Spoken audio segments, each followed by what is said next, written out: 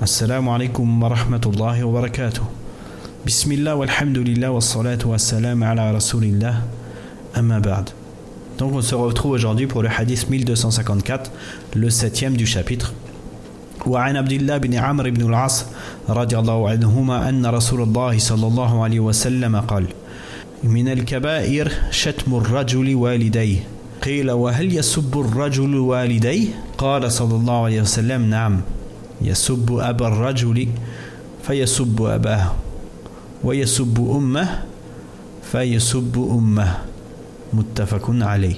On rapporte de Abdullah ibn Amr ibn al-As radiallahu anhuma qu'il a dit: le messager d'Allah sallallahu alayhi wa sallam a dit: parmi les grands péchés, il y a le fait d'insulter ses parents. On lui demanda: est-ce que quelqu'un insulte ses parents? Il répondit: oui, un homme insulte le père de quelqu'un, alors celui-ci insulte le père de cet homme. Et il insulte la mère de quelqu'un, alors celui-ci insulte la mère de cet homme. Rapporté par Al-Bukhari et Muslim. Donc le hadith est rapporté par Abdullah ibn Amr ibn al-As. On a déjà vu ce compagnon qui fait partie des plus grands rapporteurs de hadith également. Un petit peu moins, environ 700 hadiths, un petit peu moins que Abdullah ibn Mas'ud que l'on a vu hier. Et il fait également partie des 10 compagnons à avoir le plus rapporté de hadith, radiallahu anhum. Donc Abdullah ibn Amr ibn al-As faisait partie des célèbres compagnons du prophète sallallahu alayhi wa sallam. Il est mort en l'an 63. Il a vécu en Égypte et il est mort à Taïf. Et on a la parole de Abu Huraira radiallahu anhu qui a dit sur lui qu'il n'y avait personne qui avait le plus rapporté de hadith du prophète sallallahu alayhi wa sallam que lui, sauf Abdullah ibn Amr. Et il a ajouté que lui écrivait, c'est-à-dire Abdullah ibn Amr écrivait les hadiths, alors que lui, Abu Huraira, n'écrivait pas. Bien sûr, on se souvient qu'Abu Huraira radiallahu anhu, le prophète sallallahu alayhi wa sallam, a invoqué pour qu'il ait une bonne mémoire. Donc dans ce hadith, on a le prophète sallallahu alayhi wa sallam qui dit: parmi les grands péchés, il y a le fait d'insulter ses parents. Donc on a ici le prophète sallallahu alayhi wa sallam qui nous dit qu'il y a des grands péchés. Donc on en conclut que certains péchés ont d'une gravité supérieure à d'autres. Mais en aucun cas, un péché ne va être à négliger. Donc le grand péché ici, c'est le fait d'insulter les parents.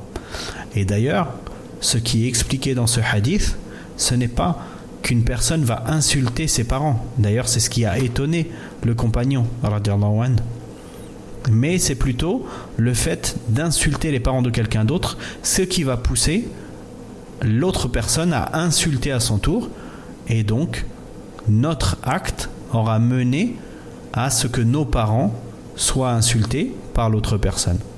Et ce hadith est une base, comme l'ont dit les savants, pour ce qui est de fermer la porte à des péchés. Fermer la porte à des péchés, c'est-à-dire le fait de faire quelque chose qui va mener à un péché. Et cela s'applique également pour une chose autorisée dont on sait qu'elle va mener à un péché. Alors cette chose autorisée devient interdite. Par exemple, on a l'exemple du prophète sallallahu alayhi wa sallam qui a dit à Aïcha radiallahu anha après la reconquête de la Mecque, où il lui a dit sallallahu alayhi wa sallam dans le sens: si je n'avais pas peur que ton peuple quitte l'islam, alors j'aurais reconstruit la Kaaba comme l'a construit Ibrahim et Ismaïl alayhi salam, les prophètes. Donc ici on a une chose qui aurait été bien à faire, c'est-à-dire reconstruire la Kaaba sur les bonnes fondations.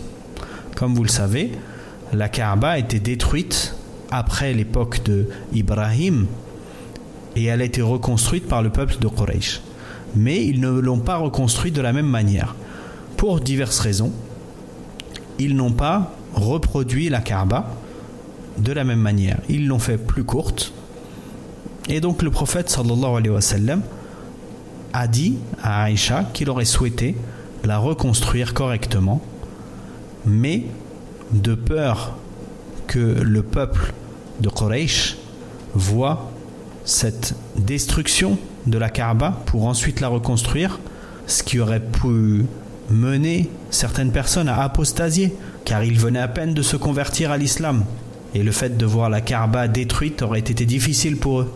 Et donc c'était un grand mal. Alors le prophète sallallahu alayhi wa sallam a délaissé ce bien car il aurait abouti à un grand mal. Donc c'est la règle.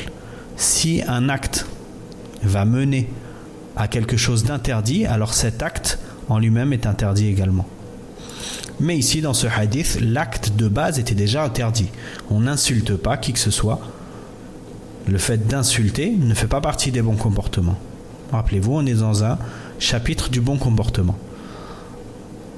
Et le comportement avec les parents a déjà été traité. Le fait d'avoir un bon comportement avec le père et avec la mère, envers les voisins, tout cela a déjà été traité. Donc voilà ce qu'on pouvait dire sur ce hadith. Et on continuera la suite demain, Inch'Allah. Subhanakallahumma wa bihamdik. Ashhadu an la ilaha illa anta astaghfiruka wa atubu ilayk. Barakallahu fikum. Wassalamu alaikum wa rahmatullahi wa barakatuh.